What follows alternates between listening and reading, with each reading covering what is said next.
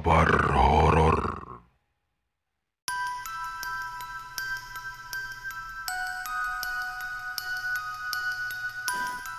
Selamat malam Sobat Kahor yang berbahagia.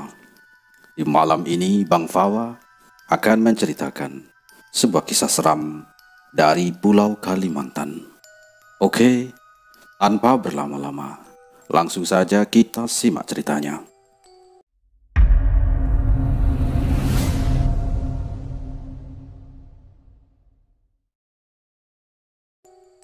Sekitar tahun 1995, di sebuah desa bernama Malabai. Ini adalah nama samaran. Desa itu ada di pedalaman Kalimantan.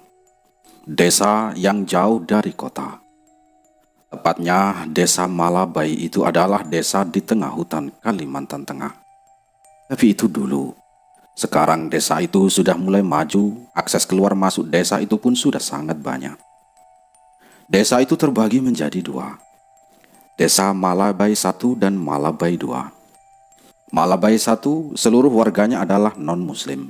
Ada Kristen, Hindu, Kaharingan, ataupun Katolik. Dan untuk desa Malabai 2, semua warganya beragama Islam. Dua desa ini dipisahkan oleh sungai yang membentang. Di kedua desa ini juga banyak dukun dan manusia jadi-jadian, atau yang sering orang-orang sebut dengan panguluh. Panguluh adalah konon bila ada orang luar desa yang meninggal, si manusia jadi-jadian ini akan sakit kepala. Hingga malam tiba mereka akan berubah menjadi binatang dan membongkar kuburan si mayat itu, juga memakan bagian-bagian dalam tubuh si mayat. Dan bila ada orang yang menduduki bekas si manusia jadi-jadian itu, maka orang itu akan ikut menjadi panguluh. Itulah sedikit bocoran tentang panguluh. Dan di cerita kali ini tidak ada hubungannya sama sekali dengan mereka, para panguluh itu. Di desa Malabai 2 yang dihuni oleh orang-orang muslim, ada seorang dukun laki-laki yang terkenal hebat dalam menyembuhkan penyakit seperti santet, guna-guna atau penyakit yang berkaitan dengan hal mistis. Pada suatu hari, datanglah seorang perempuan bersama suaminya. Perempuan itu memakai kursi roda. Wajahnya pucat, seakan tidak ada darah lagi di tubuhnya. Mereka mengucapkan salam di depan rumah dukun itu. Dan kemudian keluarlah seorang wanita berumur 25 tahun, yang itu adalah istrinya si dukun. Apa benar di sini rumah dukun Alang?" Kata si tamu itu berkata. Iya benar, kalian mau berobat ya?" tanya istrinya Alang. Alang adalah nama dari sang dukun itu. Iya, mau mengobati istriku ini," jawab lelaki itu. "Ayo, mari masuk," kata istri Alang mempersilahkan. "Mas, ini ada orang yang mencari kamu," kata istrinya Alang kemudian. "Dari mana?" tanya Alang sembari menyalami kedua tamu itu. "Oh, dari mana?" tanya Alang sembari menyalami kedua tamu itu. Tapi saat Alang menyalami perempuan itu, tangannya terasa panas. Namun Alang berusaha mengabaikan rasa panas itu. Kami jauh, Pak. Kami datang dari Pindaran. Sudah ke sana kemari berobat, hasilnya tetap nihil. Untung ada yang ngasih alamat ini," ujar laki-laki yang bernama Arya itu menjelaskan. Ya, coba ceritakan dari awal. Kenapa istrimu bisa menjadi seperti ini?" ujar si Alang. "Silakan, ayo minum," kata istri Alang mempersilahkan. "Istriku ini punya usaha kreditan barang, baju dan lain-lain, Pak. Banyak orang-orang yang pada ngutang sama istri saya ini. Usahanya lancar dan orang yang bayar pun juga lancar. Tapi ada satu keluarga yang ngalih ditagih. Tapi ada satu keluarga yang paling susah ditagih, Pak. Bila ditagih selalu marah-marah sama istri saya," ujar si Arya sang tamu itu. Kemudian kata si Alang, "Ya, istri saya balik memarahi mereka, Pak. Bahkan istri saya berkelahi jambak-jambakan rambut. Itu bekas cakarannya masih ada di pipi istri saya," ujar Arya menunjuk ke pipi istrinya. Ya. Sudah berapa lama istrimu begini?" tanya si Alang. "Sekitar 1 tahunan," jawab si Arya. Terus bagaimana kabarnya yang ngutang itu? Iya, setelah kejadian itu, yang ngutang itu sekeluarga pindah entah kemana, jawab si Arya. Ya sudah, malam ini kita mencoba akan memulai ritual penyembuhan untuk istrimu ya, ujar si Alang. Kalian diam di sini saja, saya akan keluar sebentar. Alang melanjutkan kata-katanya. Esi, sediakan makanan untuk mereka ya, aku mau pergi dulu, ujar Alang pada istrinya itu. Iya mas, sahut Esi yang ada di dapur. Ayo dimakan dulu makanannya, mumpung masih hangat, kata Esi sambil tersenyum. Iya bu, terima kasih, maaf sudah merepotkan, ucap si Arya. Kamu itu adalah raja, jadi sudah seharusnya kami memberikan yang terbaik untuk kalian, ucap Esi istrinya Alang dengan ramah. Mereka pun menikmati menu makanan sederhana khas Dayak. Wah, enak sekali makanan ini, sayur apa ini ya, dan ikan ini juga sangat enak. Ditambah lagi sambal, wah betul-betul makanan ternikmat, puji si Arya. Sayur itu terbuat dari daun singkong yang masih muda, lalu dihaluskan, dicampur umbut pisang dan sambal itu dicampur dengan bawang ganda, ujar Esi menjelaskan. Di desa kami ada sih daun singkong, tapi cara menghaluskannya berbeda. Di sana daun singkongnya ditumbuk dan dicampur dengan santan kelapa, ujar si Arya sang tamu itu. Mereka pun terus mengobrol, hingga si Alang datang membawa bungkusan hitam dan daun sawang. Hari hampir malam, buatkan mereka sajen, ujar Alang menyuruh istrinya. Sudah, baringkan tubuh istrimu di dalam kamar itu, dan tinggalkan kami bertiga, kau tunggu di luar saja, perintah si Alang. Di dalam kamar itu banyak sekali mandau dan sumpit. Mandau adalah senjata khas suku Dayak, dan Alang terlihat sudah berganti pakaian. Di kepalanya sudah terpasang topi berhias kepala burung. Di pergelangan tangannya sudah memakai gelang akar, dan pakaiannya hanya memakai celana pendek. Dan Alang mulai membuka bungkusan itu, yang isinya ternyata sebuah tengkorak manusia, dan membuat Arya merinding melihatnya. Kamu heran melihat tengkorak ini? Ini adalah tengkorak leluhur kami. Sudah ratusan tahun tersimpan di rumah kepala suku di sini, dan hanya boleh dipinjam saat ada acara wara. Wara adalah mengabadikan arwah, atau saat akan diadakan ritual pengobatan, ucap si Alang tersenyum. Sekarang kamu keluar saja, aku ingin memulai ritual, perintah si Alang. Iya, ucap Arya sembari keluar dari kamar itu. Esi pun terlihat memasuki kamar tersebut membawa beberapa bunga dan sesajen di atas nyiru. Nyiru adalah wadah bundar yang sering digunakan untuk menampi beras. Pintu kamar itu pun tertutup, dan suasana di sana tiba-tiba menjadi hening. Hingga tiba-tiba terdengar sebuah jeritan panjang. Lalu terdengar Alang mengumpat marah. Bangsat! Dan pintu kamar pun terbuka. Terlihat Esi sudah terkapar dengan mulut dan hidungnya berdarah, serta semua pori-porinya mengeluarkan banyak sekali darah segar. Alang pun terlihat mengunyah sesuatu, sebelum akhirnya ia mengambil sesuatu itu dari mulutnya dan membalurkan ke seluruh tubuh si Esi istrinya. Ajaibnya, darah itu perlahan-lahan berhenti keluar, dan Esi mulai siuman. Bersihkan tubuhmu dengan air bunga, mandilah, dan tutup seluruh tubuhmu dengan kain hitam, ujar Alang bergetar, dan dia kembali memulai ritual itu. Dia mengelilingi tubuh istrinya Arya sambil menudingkan mandaunya pada tubuh yang tak berdaya itu. Dan setelah 7 putaran, Alang mengambil air di dalam bambu dan menyiramkannya ke seluruh tubuh perempuan itu. Setelah itu, Alang terlihat mengendus kepala perempuan itu. Lalu, dia seperti menggigit dan menarik sesuatu dari kepala perempuan itu. Lalu melangkah sambil menari-nari keluar rumah. Alang terus menari sambil kakinya dihentak-hentakkan ke tanah. Dan tanah yang terkena hentakan kaki Alang seketika berlubang. Ada sekitar 13 lubang kecil, dan di salah satu lubang itu Alang meludahkan sesuatu yang ia gigit dari ubun-ubun istrinya Arya. Setelah itu Alang terlihat kembali menghentakkan kaki di sela tariannya, dan lubang itu tertutup kembali. Hanya satu lubang yang tertutup, sementara ke-12 lubang masih terbuka. Alang kembali mengulang ritual itu hingga beberapa kali. Ada 7 lubang yang sudah tertutup. Alang segera masuk rumah dan menyembelih ayam hitam dan meminum darahnya. Setelah itu dia ambruk jatuh. Namun, untuk beberapa saat Alang kembali bangun dan duduk bersandar. Arya, santet yang menyerang istrimu sangat kuat.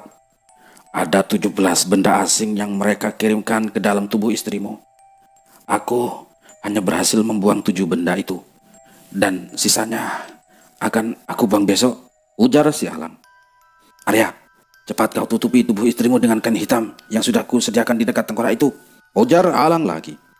Arya terlihat gugup, takut jika harus masuk ke kamar itu lagi. Tunggu apa lagi? Cepat, tutupi tubuhnya hingga wajahnya dengan kain hitam itu. Apa kamu mau mereka mengirimkan benda yang lebih berbahaya lagi di dalam tubuh istrimu? Perintah si Alang. Arya pun dengan takut memasuki kamar itu dan melakukan seperti yang diperintahkan oleh Alang. Singkat cerita, malam kedua, ritual kembali dilakukan. Kali ini Esi menabuh gendang mengiringi tarian suaminya. Ritual malam kedua pun berhasil. Hanya tinggal 5 lubang yang tertutup, yang berarti hanya tinggal 1 malam lagi. Ritual harus berhasil. Kemudian malam ketiga pun datang. Esi kembali menabuh gendang yang mengiringi tarian Alang. Hanya tinggal 1 buah lubang kosong lagi. Namun saat Alang hendak masuk ke rumah, tiba-tiba si Esi berteriak dan terjatuh menggelepar. Saat kemudian tubuh Esi diam tak bergerak. Esi! Teriak Alang menghampiri tubuh istrinya yang penuh darah. Bangsat kau, setan kau! Teriak Alang memasuki rumahnya dan membakar sesuatu. Dia mengasapi mandau bergagang emas itu dan melakukan beberapa ritual hingga mandau itu berdiri dan berputar-putar kencang sekali. Alang membaca mantra dan di tangannya menggenggam daun sawang. Tubuhnya tak bergerak lagi. Tubuh halusnya meninggalkan raganya di kamar itu. Sementara di luar, warga desa mulai berdatangan untuk mengurus jenazah Esi. Ya, Esi, istrinya Alang, meninggal dunia. Dan di alam lain, Alang sedang beradu kekuatan dengan dukun yang sudah membunuh istrinya itu. Sebenarnya Alang tidak mempunyai ilmu santet. Dia hanya bisa menyembuhkan orang yang terkena santet. Itu pun dilakukan dengan cara ritual babalian. Tapi si Alang ini nekat menentang dukun santet itu. Alang hanya bisa menghindar dari serangan dukun itu dan sesekali menyerang menggunakan daun sawang. Hingga beberapa saat kemudian, Alang terkena sabetan daun sawang si dukun santet itu yang membuat Alang terluka parah. Tidak mau menyia-nyiakan kesempatan, si dukun santet itu pun terus berusaha melumpuhkan Alang yang terus menghindar dari serangan dukun itu. Tepat di waktu yang bersamaan, makhluk berjubah putih menyambar tubuh Alang dan membawanya kembali ke raganya. Macan putih! Teriak dukun santet itu marah. Di kamar, ternyata sudah ada Bapak Mang Yangsah. Bapak Mang Yangsah adalah tetangganya Alang. Dia duduk bersila di depan tubuh Alang. Untung kita tepat waktu. Jika tidak, bisa mati anak ini, ucap nenek tua berjubah putih itu, yang ternyata adalah sahabat gaib Bapak Mang Yangsah. Terus bagaimana dia ini, Nyi? Tanya Mang Yangsah pada sosok nenek tua itu. Lukanya sangat parah. Luka di lehernya sangat besar. Luka di kakinya juga sangat besar. Dan yang paling parah di bagian belakang tubuhnya. Dagingnya koyak sangat lebar, hingga pinggang dan tulang pinggangnya juga memar. Butuh waktu lama agar dia bisa pulih kembali. Itu pun dia kalau tidak diserang lagi, ucap si nenek itu. Mang Yangsah menghela nafas panjang. Mang Yangsah adalah tetangganya Alang yang juga mempunyai kekuatan gaib. Ya sudah, rebahkan tubuhnya di kamar ini saja. Jangan dikasih alas apa-apa kecuali batang pisang, ujar nenek tua itu. Mang Yangsah pun bergegas keluar untuk menebang batang pisang yang akan digunakan untuk alas tubuhnya Alang. Sekedar bocoran, ternyata Alang itu adalah keponakan dari Bapak Mang Yangsah. Wih, apa kita tidak bisa menggunakan minyak tawar 1000 penyakit itu untuk Alang? Tanya Mang Yangsah pada nenek tua itu. Apa kau bodoh, Yangsah? Penyakit Alang ini bukan penyakit biasa. Memang nama minyak tawar itu minyak untuk 1000 penyakit. Tapi untuk penyakit seperti Alang ini, Walau kau minumkan pun tidak akan ada efeknya, ujar nenek tua itu. Apa kau tidak tahu atau masih belum paham? Jika tubuh halus atau tubuh sukma kita terkena sabetan daun sawan, maka sakitnya 1000 kali lipat lebih sakit dari kau terkena sabetan mandau, ujar nenek tua itu meninggi. Jika dilihat dengan mata manusia biasa, ponakanmu itu memang tidak terluka sedikit pun. Tapi jika dilihat oleh orang-orang yang berilmu, Alang saat ini terluka parah, sekarat, ujar nenek tua itu lagi. Lebih baik besok kau pergi ke Gunung Bolang, temui Datu Pohang, ceritakan semua ini padanya. Sementara kau pergi, aku akan menunggu Alang di sini, ujar nenek itu lagi. Singkat cerita, keesokan harinya Pak Mang Yansah pergi untuk menemui Datu Pohang di Gunung Bolang. Setelah berjam-jam kaki, Pak Mang Yansah sampai di tempat Datu Pohang tinggal. Datu Pohang lalu berkata kepada Pak Mang Yansah, "Hehehe, sudah kubilang, kalau ilmu masih sekecil kelingking, jangan pernah menantang orang." Cinantang adalah dukun yang sudah lama menekuni ilmu hitam. Sudah banyak yang dia bunuh, dari pesaing sesama dukun atau yang menghalangi pekerjaannya. Apalagi hanya membunuh bocah seperti Alang, yang sangat gampang dia lakukan, ujar Datu Pohang. Loh, dari mana Datu tahu? Tanya Pak Mang Yansah. Hahaha, cucuku, aku ini hidup sudah lama dan pengalaman hidupku sudah banyak.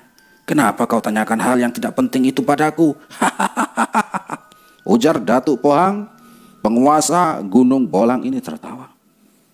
Lalu, bagaimana caranya menyembuhkan Alang? Tanya si Pak Mang Yansah ini. Kamu pulang dulu nanti. Kamu pulang dululah, nanti aku akan menyusul, ujar Datu Pohang tersenyum. Ya sudah, kalau begitu saya pamit dulu, ucap Pak Mang Yansah menyalami tangan Datu Pohang. Yansah, kau kan nanti lewat hutan. Sekalian saja kau cari daun keladi merah dan sirih merah ya, ujar Datu Pohang. Ya, jawab Pak Mang Yansah singkat. Dan Pak Mang Yansah bergegas keluar rumahnya Datu Pohang. Pak Mang Yansah berjalan dengan sesekali menoleh kiri dan kanan, mencari daun kujang merah dan sirih daha. Hingga sampailah dia di sebuah pohon besar. Di sana ada sirih merah yang dimaksudkan Datu Pohang. Pak Mang Yansah segera mengambil beberapa lembar daun sirih itu. Tinggal satu lagi yang harus dicari, yaitu kujang merah. Sekian lama Pak Mang Yansah mencari daun kujang itu, dan tidak juga menemukannya. Hingga Pak Mang Yansah duduk beristirahat di pinggir sungai kecil di hutan itu. Pak Mang Yansah mengedarkan pandangannya ke sekitar sungai. Kalau-kalau di sekitar sungai ada daun kujang merah yang dimaksud oleh Datu Pohang. Dan di mata Pak Mang Yansah tertuju pada daun yang berwarna merah menyala tertutup daun-daun kecil. Hingga dia berjalan menghampiri tumbuhan itu untuk memastikan apakah itu daun kujang merah atau bukan. Dan setelah dekat, Pak Mang Yansah tersenyum. Ternyata tumbuhan itu memang kujang merah. Dia langsung mengambil beberapa daunnya yang lumayan besar itu.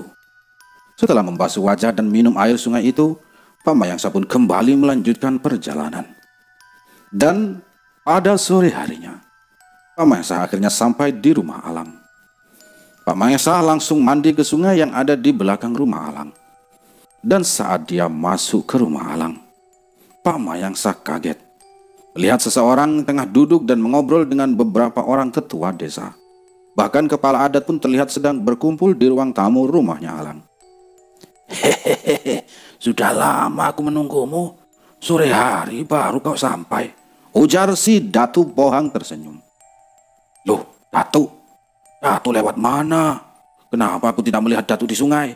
Tanya Pak Mang Yansah heran. Sungai tempat Pak Mang Yansah menemukan kujang itu adalah pertemuan dua jalan yang berbeda. Dan jalan yang digunakan Pak Mang Yansah adalah jalan yang terdekat menuju desa Malabai 1. Dan jalan yang digunakan Pak Mang Yansah adalah jalan terdekat yang menuju desa Malabai 2. Hehehe, banyak tanya kau Yansah. Kau kira dengan umurku yang hampir seabad ini dan tubuhku yang renta ini, apakah kau pikir aku mampu berjalan sejauh perjalananmu? Tanya Datu Alang berseloroh. Pak Mang Yansah tersenyum kecut. Iya ya, Kalau aku tahu Datu Pohang sampai sedapat itu, lebih baik aku ikut dia saja tadi, batin si Pak Mayangsa. Yang Sah, kalau kau ikut aku, lalu siapa yang mencari daun itu? Ujar Datu Pohang ini tiba-tiba. Seakan-akan Datu Pohang bisa membaca apa yang dikatakan oleh Pak Mayangsa dalam hati. Sudah, malam ini, malam tepat malam Jumat bulan purnama. Kita harus memandikan Alang di dalam lesung tunggal tepat jam 12 malam nanti ya, ujar Datu Pohang.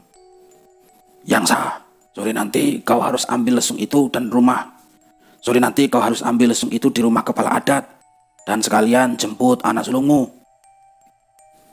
Tapi saya takut anak saya tidak akan sanggup, Datu, ucap Pak Mayangsa cemas.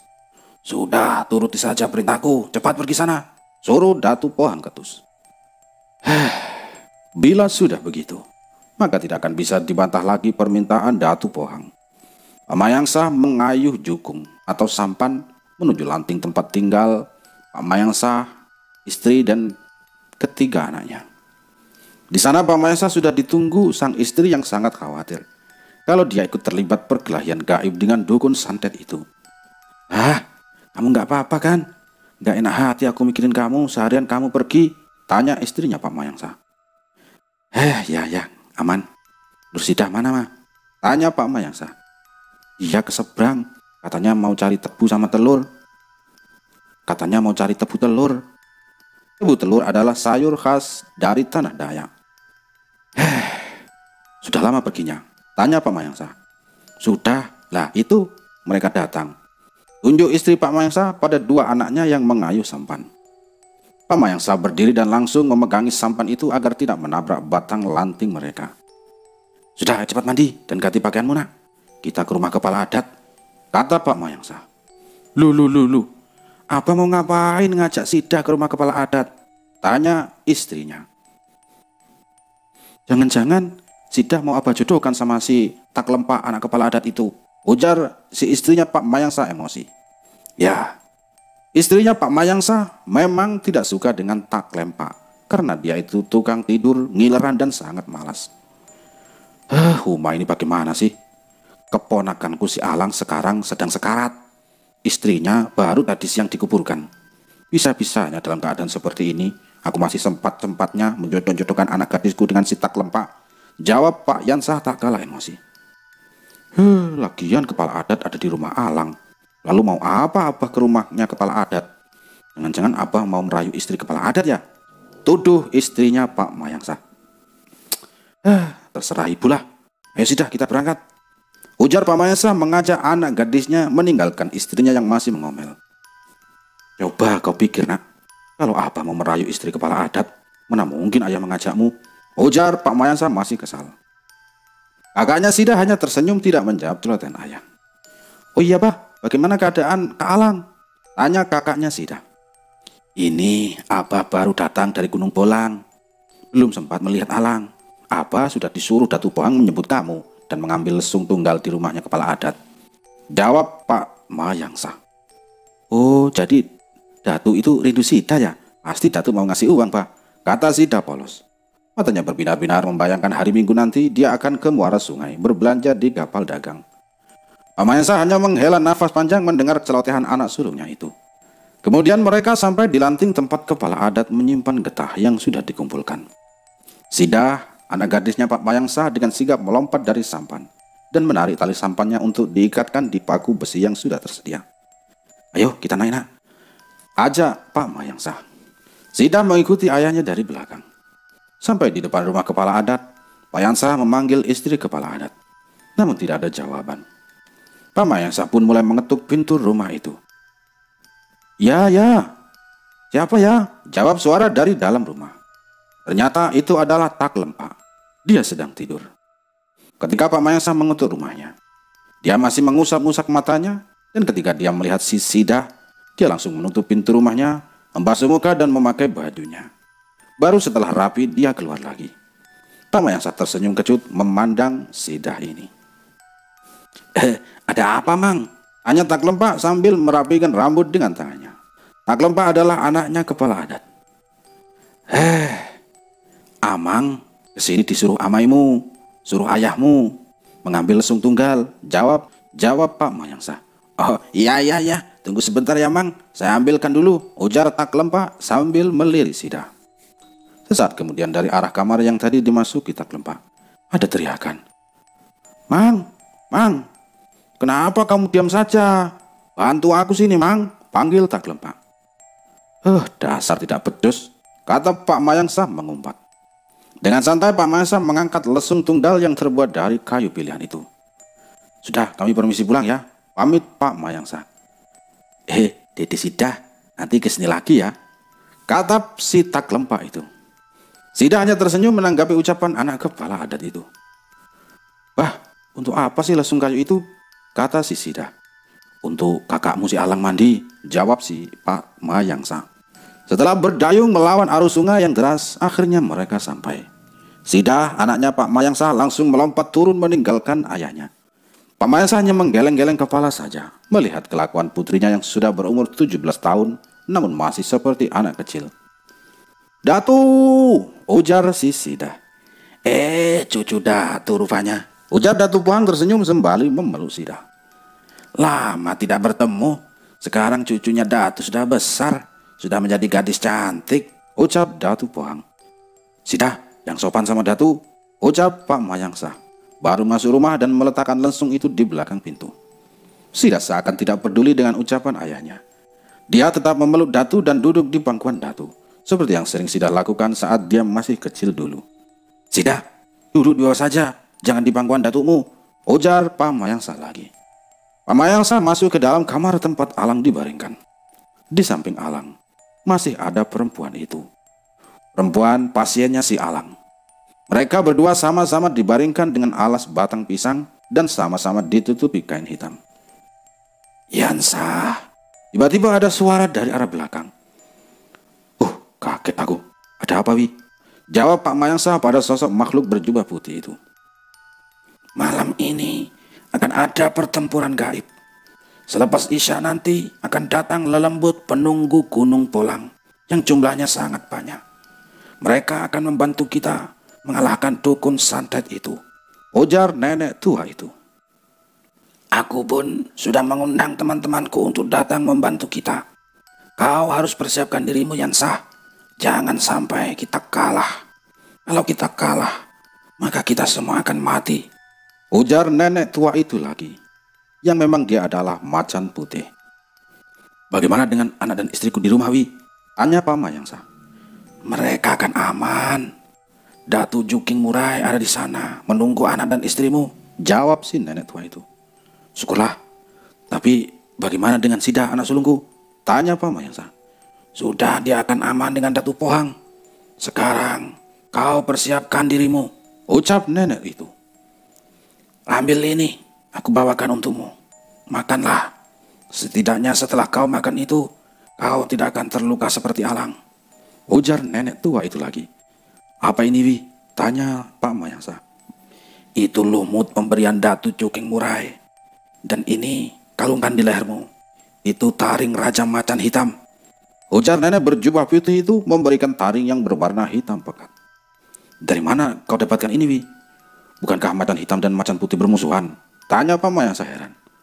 Macan hitam itu berasal dari sepasang manusia yang mendalami ilmu hitam dan bertapa selama 7 purnama. Barulah mereka akan menemukan sepasang celana dalam berwarna hitam yang bila mana mereka pakai, mereka akan berubah menjadi makhluk seperti kucing besar berwarna hitam legam. Dan mereka itulah yang disebut macan hitam. Dan taring mereka akan tanggal dan berganti baju pada saat purnama, ujar nenek tua itu. Jadi kau mencurinya ya? Tanya Pak Mayangsa. Tidak, aku tidak akan melakukan itu. Aku menukarnya dengan tali celana bangsa Halimunan. Kau tahu kan, aku mempunyai teman dari bangsa Halimunan, jawab nenek tua itu. Tali yang berharga ini ditukar dengan tali celana bangsa Halimunan, ujar Pak Mayangsa tak percaya. Yansa, tali celana itu sama berharganya dengan taring itu. Taring itu membuat mereka kebal dari apapun, termasuk dari daun sawang. Kau tahu macan hitam, mereka memakan daun sawang. Dan untuk tali celana halimunan, mereka bisa menggunakannya untuk menghilang. Ujar si nenek berjubah putih menjelaskan. Mereka tidak akan terlihat kecuali mereka melepaskan tali celana halimunan dari tubuh mereka. Pak Mayangsa yang mendengar itu begitu takjub. Tak terasa adzan maghrib sudah terdengar. Yansa, ayo kita salat dulu, ucap Datu Pohang dari belakang. Ya Datu. Kemudian sambil menunggu azan Isya, mereka semua membaca Al-Quran. Azan Isya pun berkumandang. Mereka semua sholat. Dan setelah selesai sholat, mereka menurunkan lesung tunggal itu, serta membawa beberapa peralatan lainnya. Sidah, anaknya Pak Mayangsa pun terlihat sudah memakai baju serba hitam, ikat kepala hitam sama seperti Datu Pohang. Alang pun diangkat dan diletakkan di dalam lesung tunggal itu. Sidah dan Datu Pohang duduk bersila di hadapan Alang. Para tetua desa yang sudah berpakaian serba hitam dan serta membawa gendang mulai duduk membentuk lingkaran mengelilingi Datu Pohang, Sidah dan Alang. Mereka mulai menabuk gendang beramai-ramai. Awalnya iramanya biasa-biasa saja, namun kemudian meninggi. Datu Pohang dan Sidah mulai berdiri. Mereka bersalaman dan menunduk. Mereka mulai menari menghentak-hentakkan kaki. Setiap hentakan kaki mereka menimbulkan suara gemerincing yang berasal dari gelang yang terbuat dari buah pohon. Mereka terus mengelilingi Alang. Datu Pohang dan Sidah mendekati Alang sembari terus menunduk. Tapi kaki mereka tetap mengeluarkan suara gemerincing. Datu Pohang kini berada di belakang Alang, sementara Sidah berada di depan Alang. Mereka berdua serentak mengangkat kepala bersamaan. Dan Datu Pohang mulai membuka mulutnya. Lidahnya yang panjang dan besar mulai menjilati punggung Alang. Sidah juga menjilati leher, dada, dan kaki Alang. Sementara suara tabuhan gendang semakin keras. Hentakan kaki keduanya pun semakin cepat mengimbangi bunyi gendang itu. Dan di waktu yang bersamaan, Pak Mayangsa duduk bersila dan tubuh halusnya sudah berangkat bersama pasukan bangsa lelembut dari Gunung Bolang dan ratusan macan putih yang dipimpin oleh nenek sahabat dari Pak Mayangsa. Sampailah Pak Mayangsa dan pasukan bangsa lelembut di sebuah padang yang luas. Di sana sudah ada pasukan lainnya yang menunggu. Datu Birawaja memimpin pasukan dari Gunung Bolang berdiri paling depan. Dan di barisan kedua ada Pak Mayangsa yang memimpin pasukan kiriman dari Datu Juki Murai. Dan di barisan ketiga pasukan macan putih yang dipimpin oleh Nenek Wi itu. Dan di barisan musuh ada beberapa ratusan makhluk bertaring dan bermata merah dengan tubuh yang tinggi besar. Di barisan kedua ada makhluk dengan badan setengah manusia dan setengah ular. Di barisan ketiga ada ratusan makhluk berjubah merah, mereka semua dipimpin oleh si dukun santet itu. Yansa, berhati-hatilah, ingatlah pesanku, ucap nenek berjubah putih itu memperingatkan Pak Mayangsa. Pasukan Pak Mayangsa yang rata-rata adalah jin muslim, mereka maju sembari menyerukan takbir. Allahu Akbar, Allahu Akbar. Pasukan Pak Mayangsa terus maju dan terus menyerukan takbir. Lalu terjadilah pertempuran. Banyak korban berjatuhan, termasuk dari pasukan Pak Mayangsa. Dan Pak Mayangsa sudah berhadapan dengan dukun santet itu.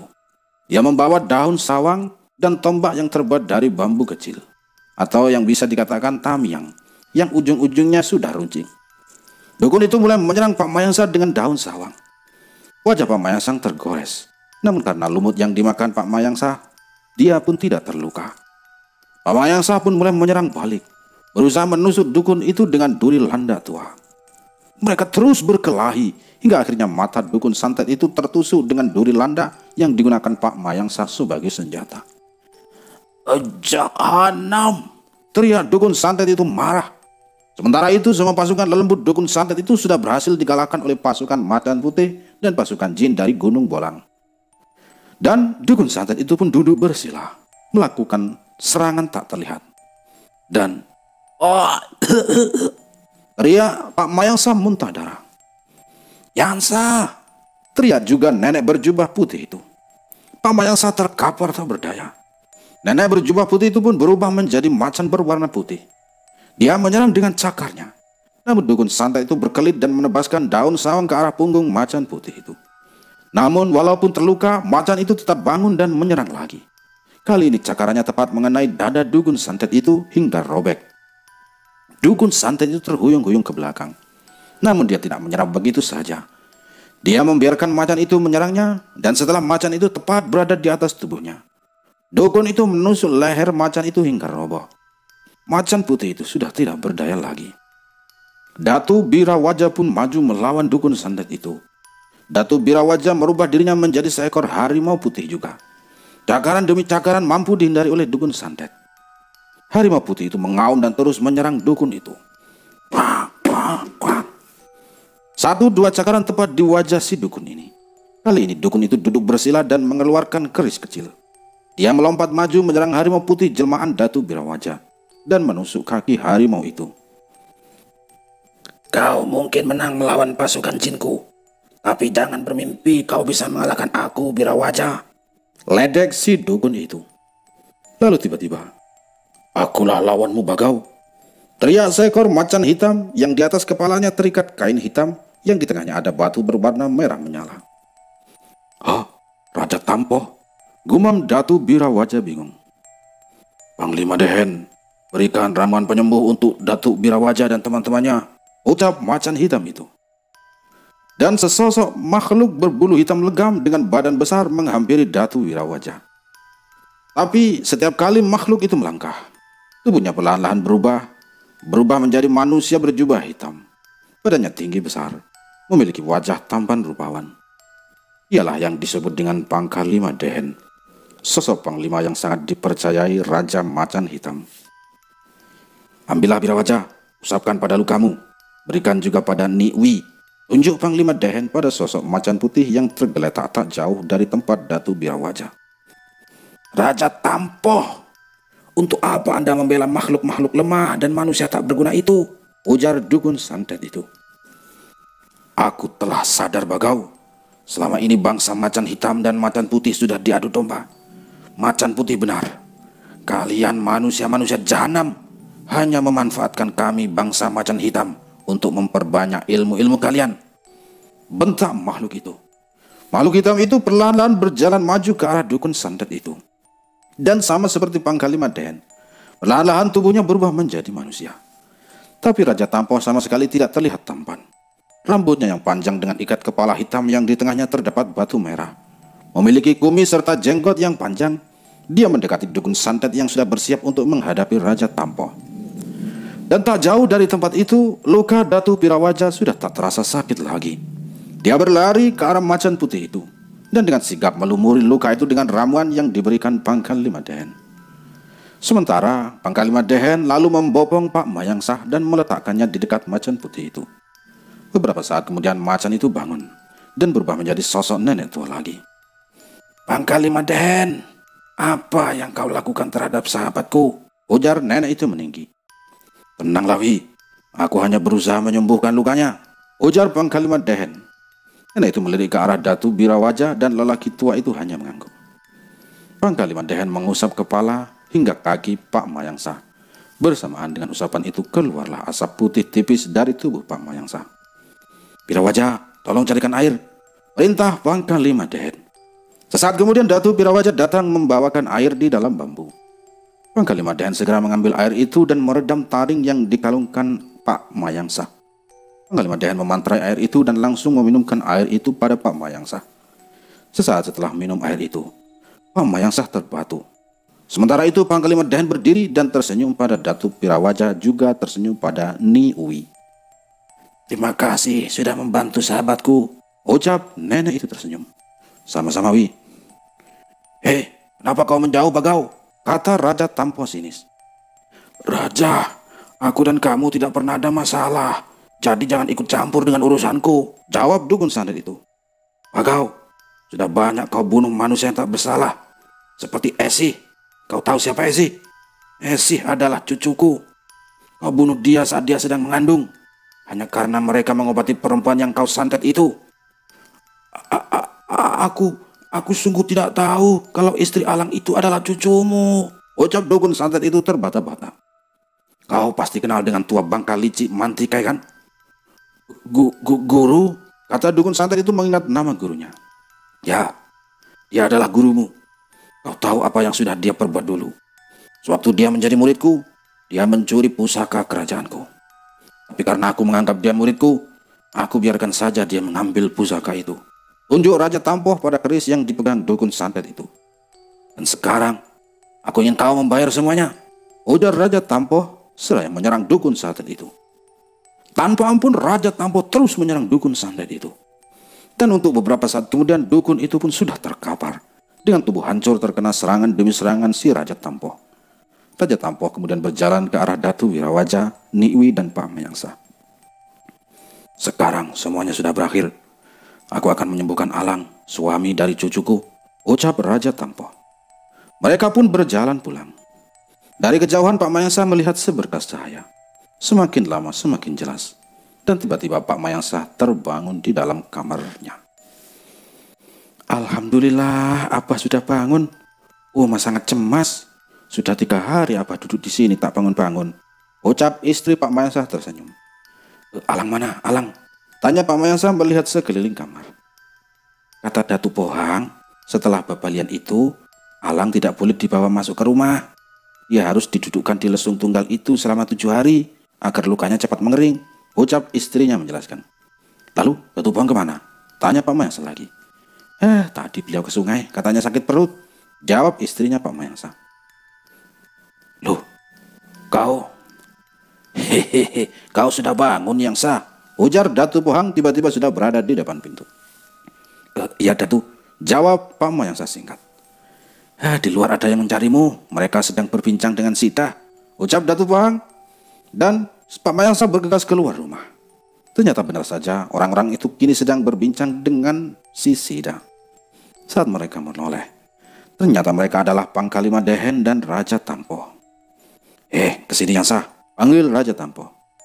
Wah, kalian sedang berkumpul tadi, tapi tidak mengundangku, kata Datu Juking Murai menepuk pundak Niwi.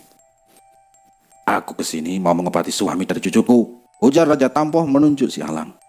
Alang didudukkan di dalam lesung tunggal dan dipayungi dengan kain hitam.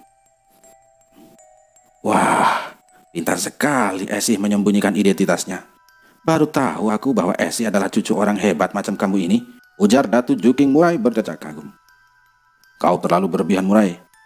Kalau saja aku hebat seperti yang kamu katakan, tentu saja aku tidak akan mudah diadu domba dengan Nikwi, Datu Pohang, dan Datu Wirawaja ini, ujar Raja Tampoh.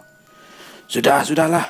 Semua makhluk di muka bumi ini pasti pernah membuat kesalahan. Sudah, ucap Datu Pohang. Bagaimana, Raja Tampoh? Apa bisa kita mulai ritual penyembuhan Alang ini? Aku dan Sida cucuku ini sudah berusaha menyembuhkan lukanya. 3 jam kami menjilati lukanya, namun hanya merapatkan sebagian lukanya, ujar Datu Pohang. Pangkalima Den, sekarang coba kau goreskan taringku ini di lukanya itu, ujar Raja Tampoh mengambil taring dari dalam ikat kepalanya dan menyerahkannya kepada Pangkalima Den. Dan Pangkalima Den pun mulai menggoreskan taring itu pada setiap luka di tubuh Alang. Dan keajaiban pun terjadi. Begitu luka itu digores dengan taring Raja Tampoh, maka luka itu merapat perlahan-lahan hingga Alang mulai sadar. Dan ketika Alang sadar, istriku mana? Pertanyaan Alang yang pertama itu membuat semua yang ada di situ diam 1000 bahasa. Tolong katakan Mang, di mana istriku? Kata si Alang bertanya kepada Pak Mayangsah pamannya. Apakah istriku sedang memasak? Ucap Alang segera berlari ke dalam rumahnya memanggil-manggil istrinya. Bagaimana ini Datu? Aku tidak tega melihat Alang ponakanku seperti orang gila, ucap Pak Mayangsa pada Datu Pohang. Sayang, kamu sedang mengajari anak kita main petak umpet ya? Ucap Alang keluar masuk rumah mencari istrinya. Raja Tampoh menghela nafas panjang sebelum akhirnya dia mengatakan, aku terpaksa harus menghilangkan Esih dari ingatan Alang, kata si Raja Tampoh. Semua yang ada di situ saling pandang satu sama lain. Terserah kau saja. Kami setuju yang mana baiknya menurut Raja, ujar Datu Juking Murai. Baiklah, ucap Raja Tampoh seraya menghampiri Alang dan menyentuh kepalanya. Hingga beberapa saat kemudian Alang terjatuh. Sudah baringkan di dalam rumah, perintah Raja Tampoh. Datu Pohang pun mengangkat tubuh Alang, membawanya ke dalam kamar. Dia tidak akan mengingat Esih lagi, ucap si Raja Tampoh. Beberapa lama mereka berbincang-bincang hangat dan sesekali tertawa. Tiba-tiba Datu Juking Murai memberi kode kepada Raja Tampoh untuk melihat Sidah dan Pangkalima Dehen saling berpandangan. Raja Tampoh segera memberi kode kepada Nikwi dan Niwi memberi kode kepada Pak Mayangsa. Mata kalian itu kenapa kedap-kedip begitu? Tanya Datu Pohang membuat Sidah dan Pang Kalimadehan menjadi malu. Nah, kalian juga kenapa senyum-senyum? Ucap Datu Pohang lagi pada Sidah dan Pang Kalimadehan. Niwi yang tidak tahan mendengar Datu Pohang segera menariknya menjauh. Beginian sah. Aku mewakili seseorang mau bertanya, apakah anak gadismu ini sudah ada yang meminang atau belum? Tanya Raja Tampoh pada Pak Mayangsa. Belum, jawab Pak Mayangsa. Bagaimana kalau Sidah aku lamar untuk seseorang yang sudah berjasa padaku ini? Tunjuk Raja Tampoh pada Pang Kalimadehan. Sidah tersipu malu mendengar hal itu. Kalau saya terserah Sidah saja, jawab Pak Mayangsa. Kenapa macan hitam sangat ditakuti oleh macan putih? Karena ilmu macan hitam ini sangat tinggi. Macan hitam menguasai dua aliran sekaligus. Aliran hitam seperti pesugihan, santet, guna-guna, pemisah hubungan, dan masih banyak lagi. Dan aliran putih hanya menguasai seperti mengobati penyakit, menangkal serangan gaib, dan lain-lain. Namun macan hitam sering menampakkan watak jahatnya ketimbang sifat baiknya. Selesai.